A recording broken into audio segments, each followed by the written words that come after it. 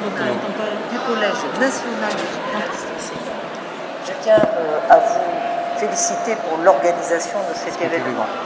Je tiens surtout à vous dire ma reconnaissance pour votre engagement. Car c'est bien grâce à vous que sont formés les professionnels de la médecine générale d'aujourd'hui et de demain. La médecine générale est au cœur des soins primaires et de proximité. Son rôle majeur n'est plus à démontrer puisqu'elle constitue la porte d'entrée de nos concitoyens dans notre système de santé et de soins.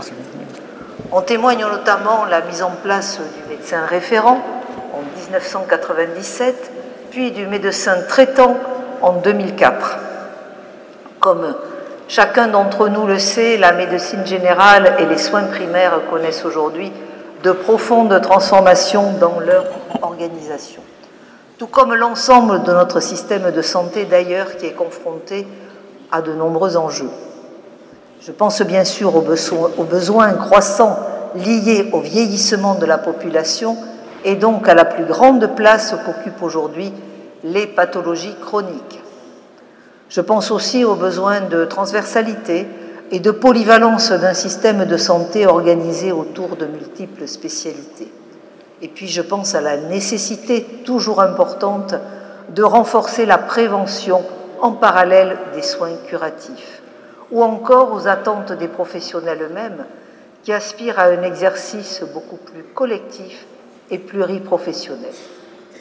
Prévenir et soigner collectivement en bénéficiant des compétences de chacun passe par le développement de structures d'exercice coordonnées comme les maisons ou centres de santé pluriprofessionnels. Alors les enjeux sont nombreux, mais la bonne nouvelle, c'est que nous avons entre nos mains tous les leviers pour les relever. Tout d'abord, nous devons former plus de médecins et en particulier plus de médecins généralistes. Des actions ont déjà été engagées dans ce sens, à commencer par la suppression du numerus clausus initiée dès 2019. Et les résultats sont au rendez-vous aujourd'hui.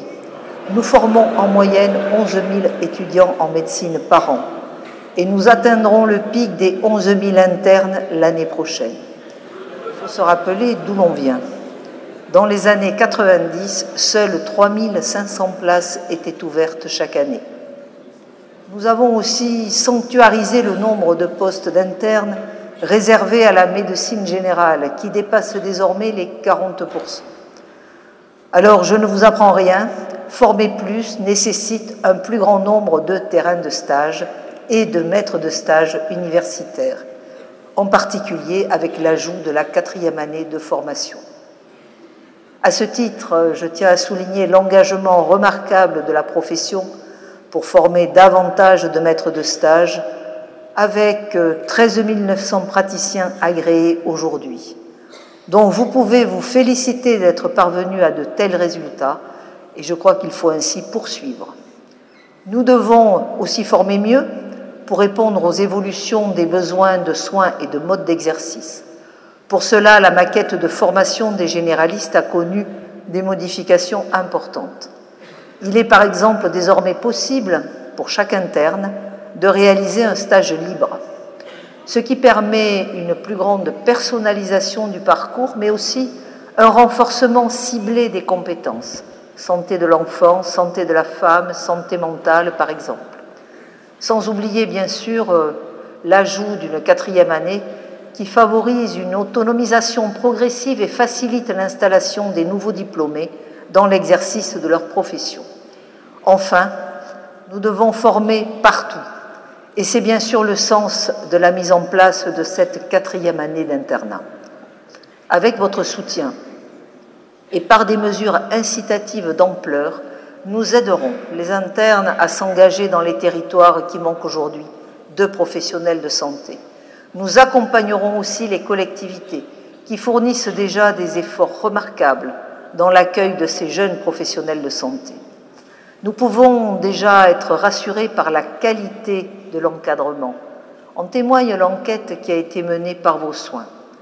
Plus de 30% des maîtres de stage exercent dans des zones d'intervention prioritaire. Plus de 50% exercent dans des zones d'action complémentaire. J'en terminerai par évoquer en quelques mots la recherche. La discipline universitaire de médecine générale est encore jeune, mais nous devons renforcer sa portée internationale parce que la recherche est essentielle. C'est un vecteur d'innovation et d'amélioration de la qualité des soins. Elle est aussi un moteur d'attractivité pour l'exercice professionnel. C'est pourquoi les ministères de la Santé, de la Recherche se tiennent à vos côtés à travers des projets et des appels à projets dédiés. Je fais notamment référence à celui porté par la DGOS qui concerne la recherche en soins primaires interrégionales à hauteur de 10 millions d'euros par an.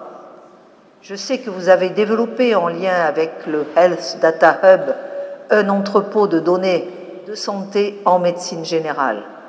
Vous venez également d'obtenir un label FCRIN pour le premier réseau multidisciplinaire universitaire de recherche en soins primaires, connu sous le nom de projet MUST. Les exemples de votre capacité à innover ne manquent pas. Sur tous ces sujets, je veux vous dire ma confiance et mon engagement à vos côtés pour répondre toujours mieux aux besoins de santé des populations. Merci, bon travail et puis à très bientôt.